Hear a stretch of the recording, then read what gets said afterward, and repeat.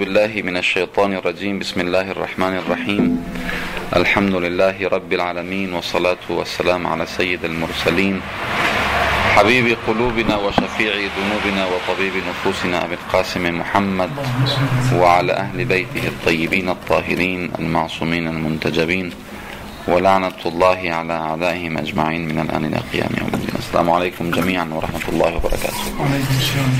En el nombre de Dios, el clemente, el misericordioso, la paz de Dios sea con todos sus profetas, desde Adán hasta Muhammad, salawatullah wa salamu alayhim ajma'in. Bueno, nosotros ayer habíamos comenzado a hablar acerca de la Sharia y dimos una definición. Dijimos que la Sharia puede interpretarse de dos maneras. La Sharia como un concepto general, que sería todo lo que desciende de Dios. O sea, todo lo que Dios a través de la revelación enseña, se puede llamar Sharia, que ahí incluiría las creencias, incluirían las enseñanzas prácticas, incluirían cuestiones morales. O sea, todo lo que desciende de Dios y todas las enseñanzas profetas sería Sharia. Y hay un término y un concepto particular de la Sharia que son únicamente las leyes prácticas. Eso lo dijimos ayer. Y ayer dijimos que cuando uno dice que tiene que cumplir con la Sharia para lograr la perfección y tiene que cumplir con la Sharia para lograr la salvación, dijimos que esa Sharia no es nada más la práctica, como para decir que bueno, si uno reza y ayuna ya es suficiente como para lograr la perfección o para lograr la salvación. Esa que se dice la Sharia que hay que seguir para lograr la salvación y la perfección es la Sharia en términos generales, o sea, toda la religión. Y dijimos que toda la religión tiene tres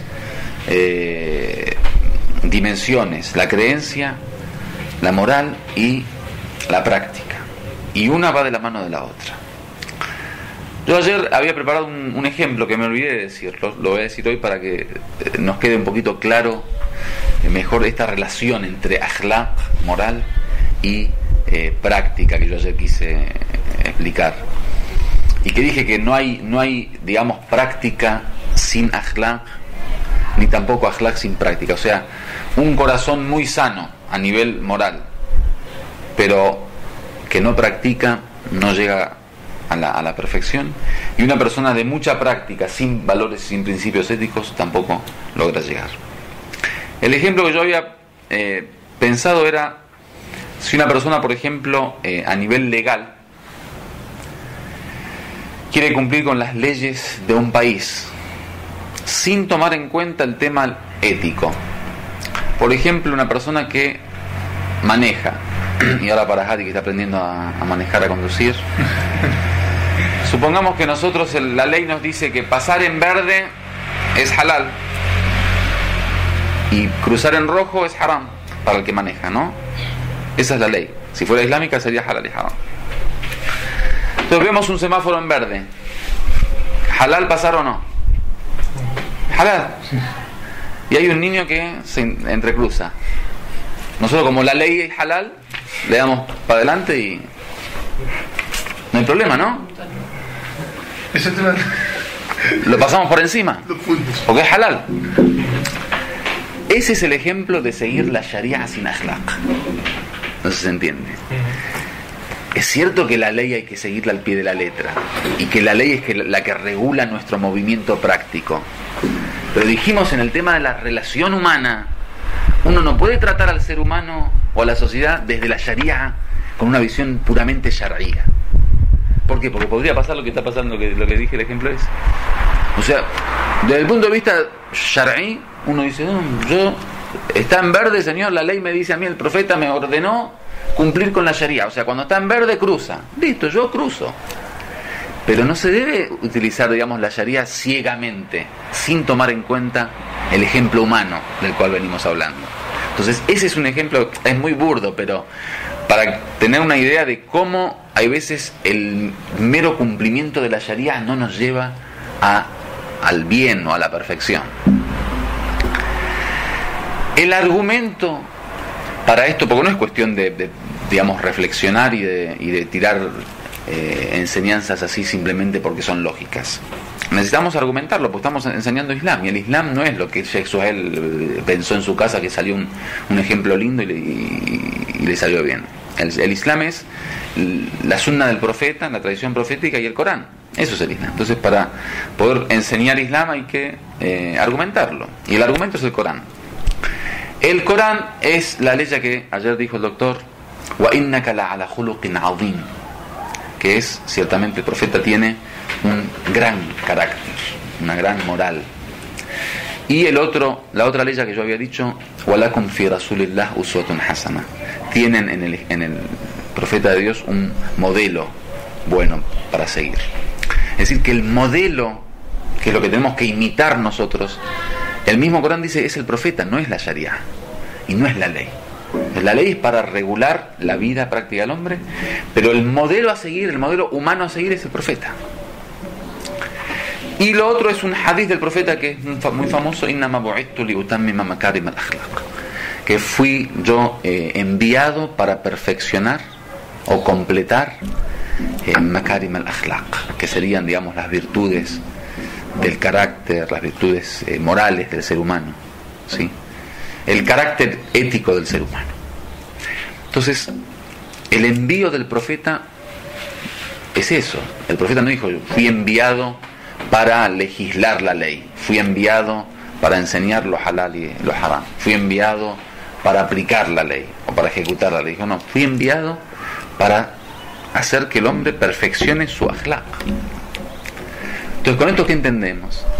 Entendemos que Sharia, en un sentido, no es más que un medio para lograr un objetivo superior.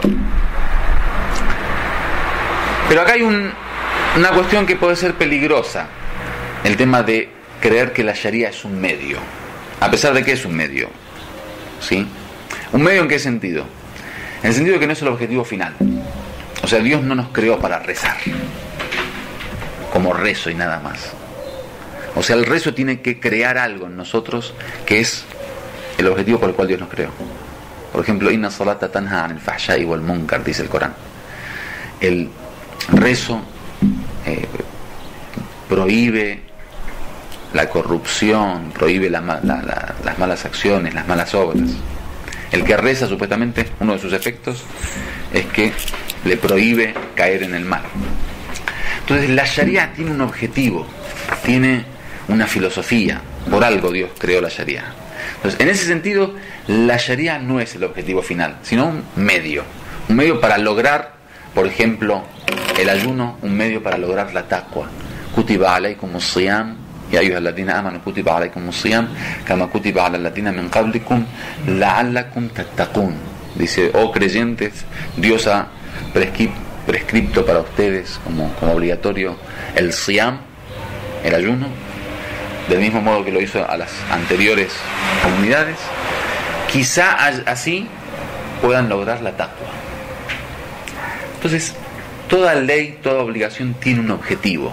Entonces, desde esa perspectiva, la Sharia es un medio y no es un objetivo. Sin embargo, el peligro de creer que la Sharia es un medio, ¿en dónde está?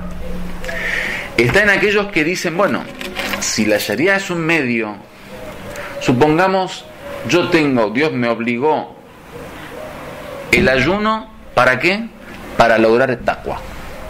Me obligó el rezo para no caer en la corrupción. Me obligó, por ejemplo, supongamos el homs, para erradicar la pobreza, ¿sí? Y así cada cosa. Si queremos tener esa visión de la Sharia, tenemos un gran problema. Y es que esa visión hace que ni bien se dé el objetivo, la Sharia ya no tenga razón de ser. Por ejemplo, el homs es para erradicar la pobreza. Bueno, si uno vive en un país donde no hay pobres, entonces el homs no es wajib. El salat es, por ejemplo, para no caer en la corrupción. Bueno, entonces si yo no soy corrupto, no hace falta rezar. El ayuno es, por ejemplo, para tener taqwa. Bueno, yo tengo taqwa, no hace falta que ayune. Esa visión de la Sharia como un medio puede ser un peligro en ese sentido. Entonces, en ese sentido, la Sharia es en sí un fin. Es decir, en el Islam, la Sharia tiene validez de por sí, o sea, no de por sí, está mal dicho, en sí. O sea, la misma Sharia tiene validez, el mismo acto. ¿Por qué? Porque la Sharia tiene efectos que uno a veces no alcanza con su percepción. O sea, la Sharia no es lo aparente, que uno dice, bueno, sí, si rezo, entonces no... Esa es una cuestión. Pero la Sharia tiene infinitos beneficios. Entonces, ¿con esto qué quiero decir?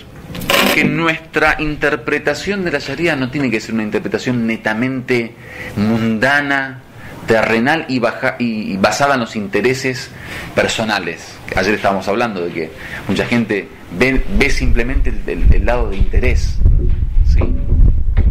Entonces es como que ordena toda su vida de Sharia basada en sus intereses personales o materiales o mundanales, y no es así. La Sharia, la base de la Sharia es que tiene un beneficio en la otra vida, que tiene que ver con la recompensa.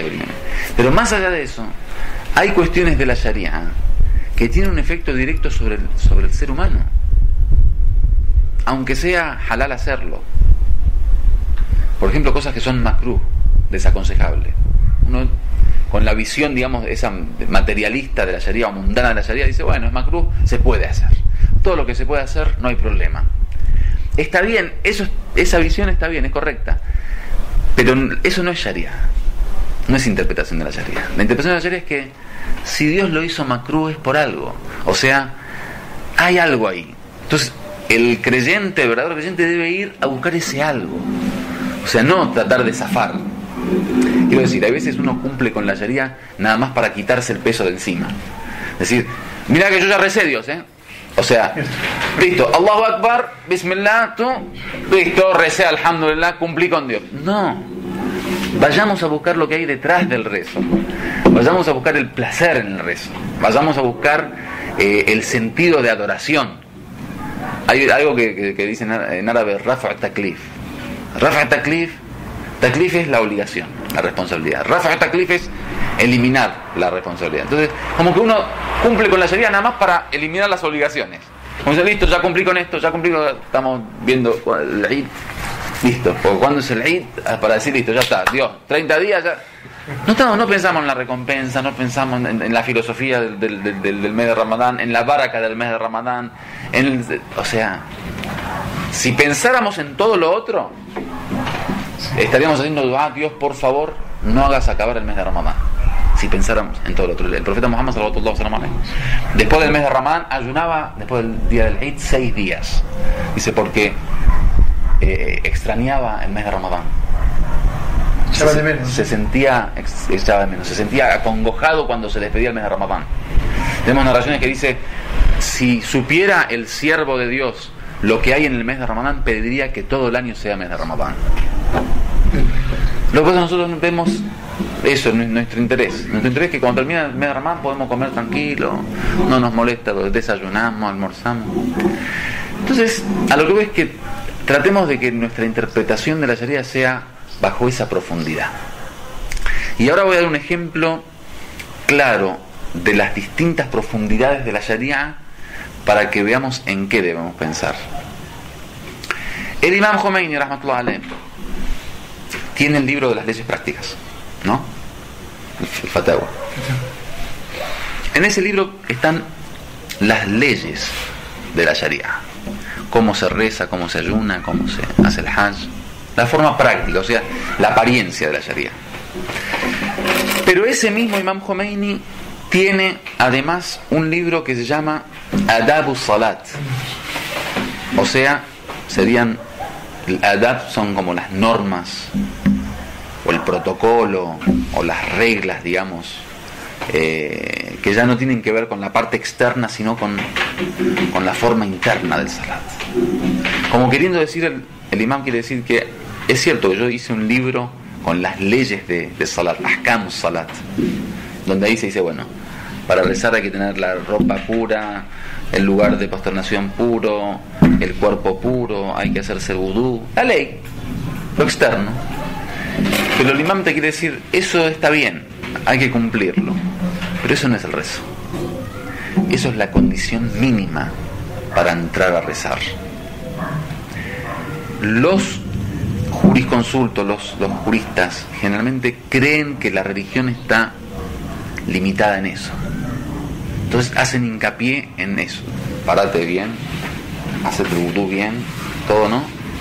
Eso está bien, preocuparse por la ley es importante. Pero ese no es el origen del... El secreto. El secreto es lo que hay que buscar. Sí. O sea, el hijab no es ver si me quedó un pelito afuera o no. Eso está bien, hay que tener todo el pelo adentro, ¿cierto?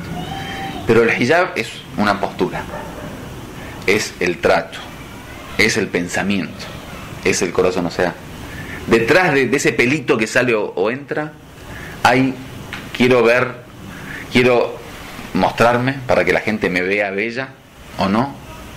Quiero que el vecino, cuando yo pase con el perfume, sienta mi aroma y no. Eso es el hijab. Lo del pelito está bien, pero tiene que ver con un estado del corazón, ¿sí? Si yo tengo todo el pelo adentro del hijab, todo, pero cuando un hombre no mahram, no íntimo, me ve y yo siento que me mira, yo mujer, ¿no? Siento que me mira, me pongo contenta. Eso no es hijab. Aunque tenga todo el pelo adentro, no se me ve una punta de pelo. Pero si hay dos pelos que salen y se me ven, ¿sí? Pero yo odio que un no mahram me vea. Eso es el hijab completo. No sé si se entiende.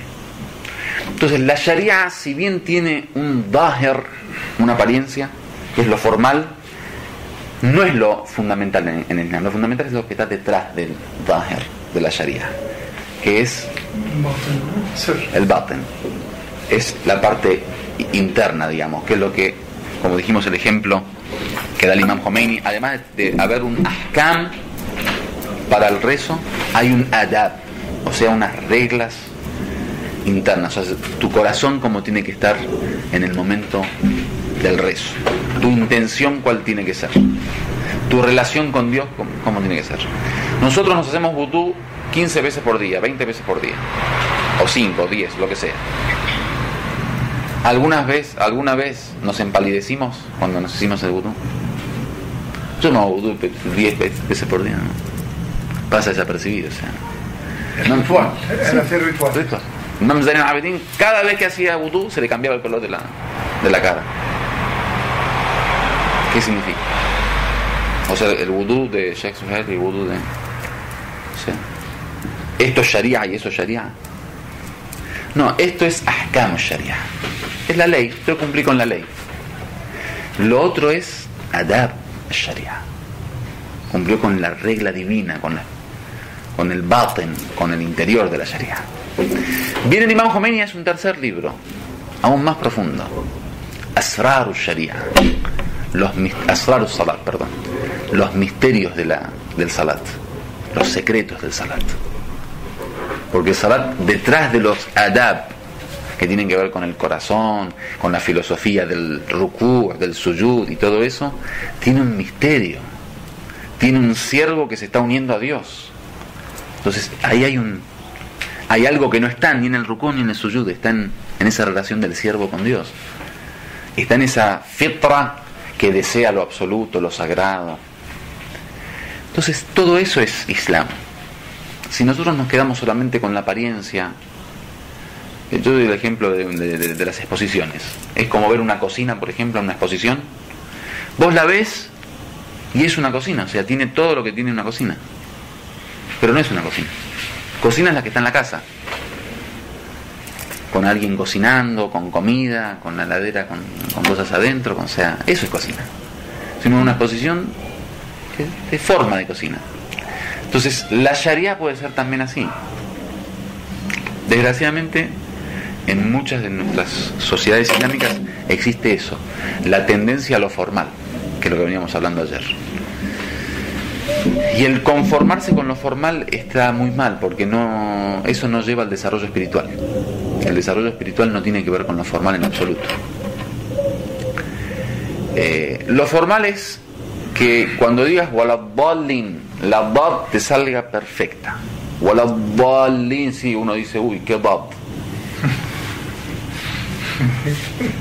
Pero la religión es lo que el profeta dice de Bilal: Sin Bilal, Shin. Bilal, el primer muezín del Islam, no podía decir la letra Shin. Entonces la Shin la decía como Sin. En vez de decir Ashhadu, decía Ashadu. En vez de decir Shahid, decía Sahid. ¿Sí? Entonces el profeta, ¿qué decía? No decía el Adán o el rezo de Bilal no sirve. No decía Bilal corrige tu sin. No decía Dios no acepta el rezo de Bilal porque en vez de decir Ashhadu dice Ashadu. Decía la S de Bilal es Shin para Dios. ¿Qué significa? Que la forma no es importante para Dios. El rezar derecho y mirando perfectamente al ángulo, y cuando haces rukú que sea un 90 grados justo, que la espalda se vea un cuadrado, una cosa que... Eso no es Sharia. La Sharia tiene que ver con un sentido totalmente distinto al que nosotros como personas normales interpretamos. ¿Sí? ¿Ves? En los sunnas, por ejemplo, se da mucho eso. Los sunnas, el tema del daher y de las formalidades en el rezo es milimétrico, pie con pie, codo con codo. Cuando se para todo junto es un ejército, y la qibla una cosa que está, digamos, más justo el imán que la misma Kaaba a la qibla. O sea, si vos ves al imam sunna y a la Kaaba, dudá de la Kaaba, pero no dudes del imam sunna. Eso se da. Eso está bien, no está mal. Pero no es el verdadero sentido de la religión. Por eso tenemos, por ejemplo, en el Corán, el fenómeno de la recitación coránica. Históricamente en el mundo sunna hay muchos memorizadores de Corán y muy buenos lectores de Corán. Muy buenos profesores de recitación coránica, muy buenas voces, muy buena técnica, ¿sí? En el mundo shia generalmente no, muy poco, digamos. Están mejorando un poquito. Está mejorando, después del triunfo de la revolución más o menos Irán hizo algo, pero generalmente históricamente no hay grandes lectores. Decime un gran lector shia que conozcas. Sí, no. Pero Abdul Basit, Mustafa Ismail, Minshawi, te puedo decir 700, ¿sí? Eso tiene que ver con una cuestión de corriente de pensamiento, y es que es cierto, en el shiismo no tenemos grandes lectores, pero tenemos grandes exégetas de Corán, tenemos grandes teóricos coránicos, tenemos grandes cientistas coránicos. Tafsir, el Mizan de Sayyid Tabatabai, Shahid Mutahari, dice: necesitan pasar 100 años para que la gente comience a comprender lo que es Tafsir el Mizan, la exégesis del Mizan de Sayyid Tabatabai. Entonces ahí te das cuenta la diferencia entre una escuela formal y una escuela de contenido. En el sunnismo hay una gran preocupación por lo formal. La voz perfecta, la melodía perfecta, la parada perfecta, el comienzo perfecto, la respiración perfecta. Está bien, eso está bien. Pero digo, el día del juicio final, y vuelvo siempre al mismo tema. Yo empecé esta conversación aquel día, el primer día, diciendo que el único objetivo es salvarnos del fuego infernal, y el único objetivo es entrar al paraíso. Eso, fuera de eso no tenemos objetivo. Y la conformidad divina, inshallah. Entonces tenemos que preparar nuestra sharia y nuestro comportamiento y nuestra acción basados en lo que Dios nos va a preguntar el día del juicio final, para ver si entramos o no al paraíso, si nos salvamos o no del fuego. Lo demás, entonces yo les hago una pregunta. Si ustedes rezan, ¿sí?, el día del juicio final, cuando venga el momento de poner las acciones en la balanza, ¿creen que Dios les va a preguntar si en la lengua la pusieron a 75 grados y tocó el molar de arriba del lado derecho?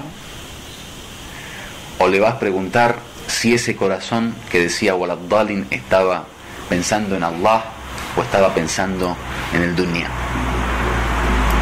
Eso digo, pongámonos en el lugar de Dios, seamos Dios un momento en la imaginación y veamos, bueno, yo soy Dios. El día del juicio final viene Hassan, y viene Rida, y viene Hadi.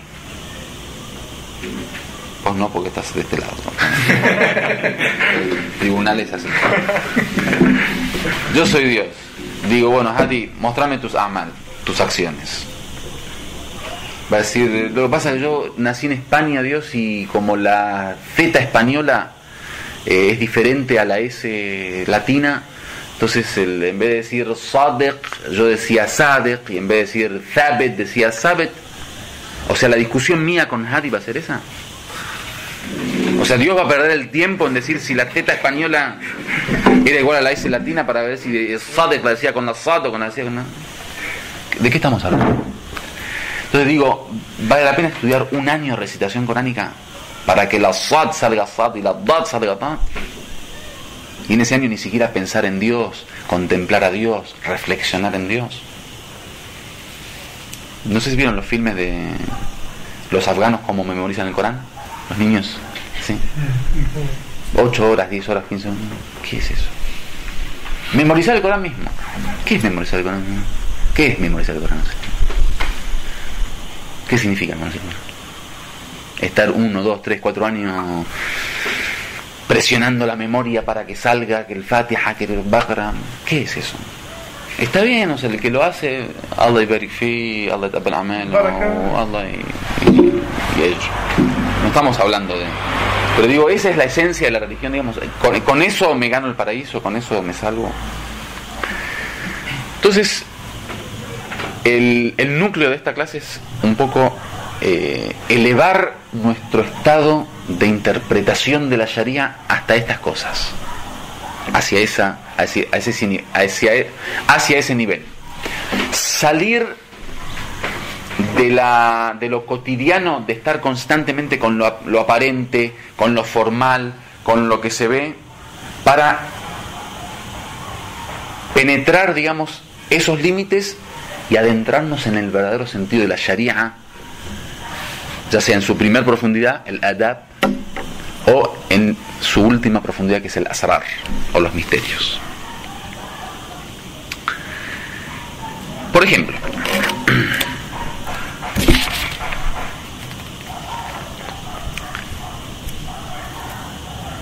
hay algo que es el efecto natural que tiene, o universal que tiene,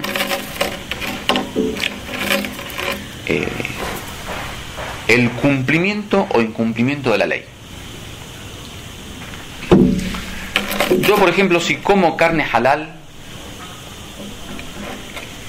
esa comida que entra, ese alimento, digamos, tiene un efecto no solo sobre mi cuerpo, sino también sobre mi espíritu. Sobre lo halal, hay muchas narraciones que hablan del efecto directo que tiene lo halal en el espíritu. Aquel día hablamos del efecto del alcohol, que durante 40 generaciones tiene efecto. Lo haram, del mismo modo, tiene un efecto negativo, ¿sí? Di el ejemplo yo aquel día cuando hablamos del Imam Hussein en Karbala, que dijo, no sé si estaban ustedes, pues ahí no estaban. Cuando el Imam Hussein habla con la gente del ejército de Yazid, hay una sunna del profeta que antes de comenzar una batalla, primero uno debe hablar con el ejército para ver si se arrepienten y si aceptan las condiciones, para no entrar en guerra. El Imam Hussein se dirige al ejército de Yazid y les habla. Entonces imagínense, el Imam Hussein es el nieto del profeta, hijo de Amir al-Mu'minin de Fátima Zahra. Viene y habla con una persona durante un tiempo, media hora, no sé, 40 minutos, una hora. Y la persona no se le mueve un pelo, o sea, ningún tipo de efecto. La palabra tiene un efecto, o sea, no puede ser que una persona hable y que no haya, o sea, cero efecto, o sea, cualquier palabra tiene un efecto. Y vamos a ver que después de media hora, una hora, no sé cuánto tiempo habló, cero efecto. ¿Qué dijo en su análisis de la cuestión? La historia de Faraón en el Corán tiene que ver con un fenómeno que es Khatam Allah ala qulubihim. Cuando Dios sella los corazones de las personas. Cuando una persona comienza a impurificar su interior con la maldad, con la decadencia, con la corrupción, con el pecado, dice que el corazón del hombre nace blanco. Cada vez que comete un pecado, hay una mancha negra, otra mancha negra, otra mancha, hasta que se vuelve todo negro. Cuando está todo negro, dice Hatam Allah ala qulubihim. Dios selló sus corazones. Cuando es así, no hay palabra que venga. Aunque venga Dios directamente y te hable acá, no importa. Viene ahora el imán Mahdi y te dice, Sheikh Suhail, no hagas. ¿Por qué? Porque Hatam Allah ala qulubihim. Dios selló. La causa de eso, ¿qué dice el imam Hussein sobre la gente de Yazid? Muliat butunuhum min al haram. Fueron saciados con el haram. Se llenaron sus vientres con el haram. Cuando uno come haram, ya sea haram, digamos, khanzir, o haram, digamos, el dinero de los aitam, de los... Todo eso tiene un efecto a tal punto que ya después uno ya no escucha el haqq, la verdad. Entonces, eso es parte de la Sharia. Ahora nosotros sabiendo eso, yo entro a la casa de una persona que me invita a comer, ¿sí? Esa persona es musulmana. ¿Es halal comer ahí o no? Por Sharia, sí. Halal. Pero yo en mi interior sé que esa persona nunca compra carne halal. Siempre va al supermercado y la primera carne que encuentra la compra. ¿Como o no como?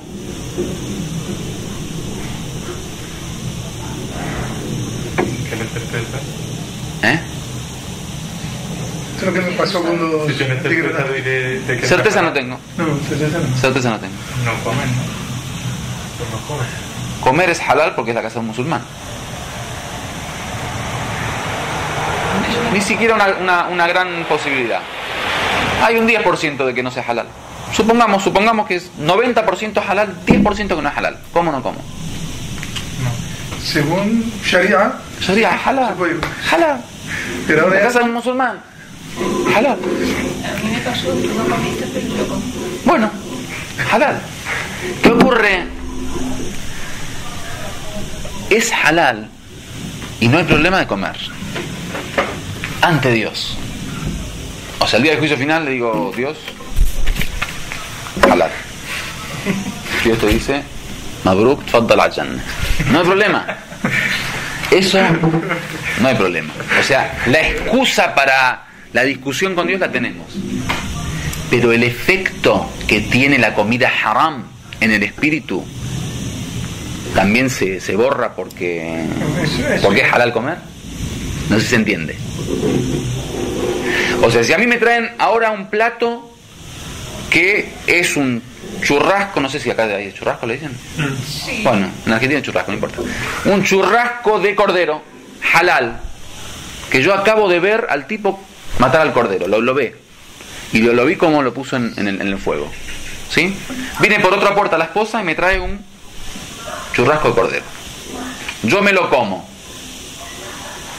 Resulta que eso se había equivocado la esposa y en vez de agarrar el plato de su marido, agarró el plato de su hermano que era cristiano y era una chuleta de cerdo. Y me la comí yo. ¿Es halal o es haram? Tú no tienes la culpa, es halal. Halal. Pero ¿acaso el efecto que el cerdo tiene a nivel espiritual, psicológico y fisiológico se quitó? ¿Porque era halal? No. Entonces, con respecto a nuestra interacción con la Sharia, tenemos que interactuar desde esa perspectiva del efecto que la Sharia tiene en nuestra vida, no lo halal y lo haram. Es halal rezar 2 horas hasta las 9:21. Bueno, entonces rezamos 2 horas a las 9:21. No, sí, es cierto. Es halal, pero el baraka y el thawab y la recompensa y la luz que te entrega el rezo awwal al-waqt, al comienzo del rezo cuando están haciendo la dan, nada que ver con las 9:21. No sé si me entendés. Cuando vos tratás con la Sharia desde lo halal y lo haram, estás haciendo una transacción comercial. O sea, bueno, fíjate, a ver cómo... No es así. Vos tenés que tratar desde el punto de vista del beneficio que la Sharia, o sea, tenés que creer que la Sharia es puro beneficio.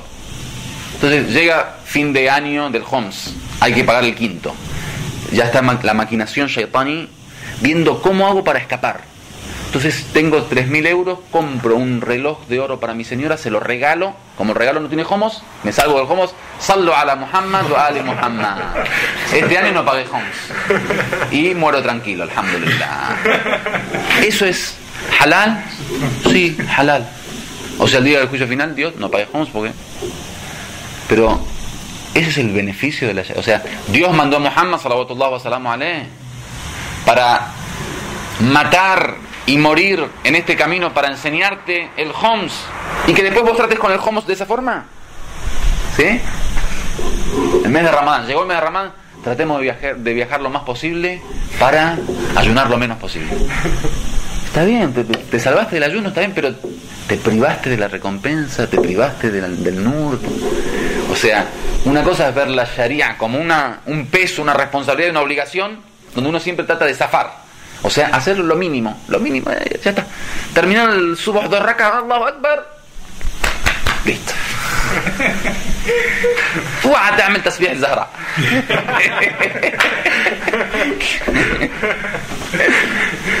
Está bien, cumpliste. Pero si nuestra visión de la sharia es cumplir, no aprendimos y no supimos y no percibimos lo que es el Islam. El Islam no es cumplir. El Islam es satisfacerte, sentir placer. El Islam es eso. O sea, los urafá, los místicos dicen, el placer que nosotros sentimos en el ibada, en la adoración, no lo sentimos con ningún tipo de actividad humana, hasta los instintos de mayor placer como el comer, el beber, el dormir y el sexo. El arif, el místico te dice, lo que yo siento cuando rezo, no lo siento ni siquiera cuando tengo sexo, cuando como, cuando bebo, cuando duermo, nunca. Por eso les es fácil a ellos alejarse del dunya porque sienten un placer. Entonces nosotros tenemos que ir en búsqueda de ese placer. No verlo como una responsabilidad y obligación, sino como un placer, como una satisfacción. Entonces ahí vas en búsqueda de la satisfacción. Ahí decís, Dios, mandame más rakas. Quiero más mustahabbat. Por eso el Imam Khomeini, Mafatih al-Jinan, el libro de Dua, yo me reuní con uno de los empleados de la casa del Imam Khomeini que le servía té y estaba con él. Dijo, nosotros teníamos que cambiar las tapas del Mafatih una vez cada 3 meses. La tapa se las cambiábamos porque se destrozaban. Porque el imam estaba todo el día haciendo dua, día y noche con el dua. Eso es sharia. Eso es, sí, estoy cumpliendo con la sharia. Eso es. Entonces hay 2 interpretaciones de la sharia. La sharia es un peso, una responsabilidad, una obligación que hay que cumplir, hay que rezar. Y bueno, no queda otra, mañana vamos a tener que ayunar. No queda otra. Y está en la otra interpretación, que es ¿dónde hay más rezo? ¿Dónde hay más dua? A ver, enséñeme, quiero... Eso es.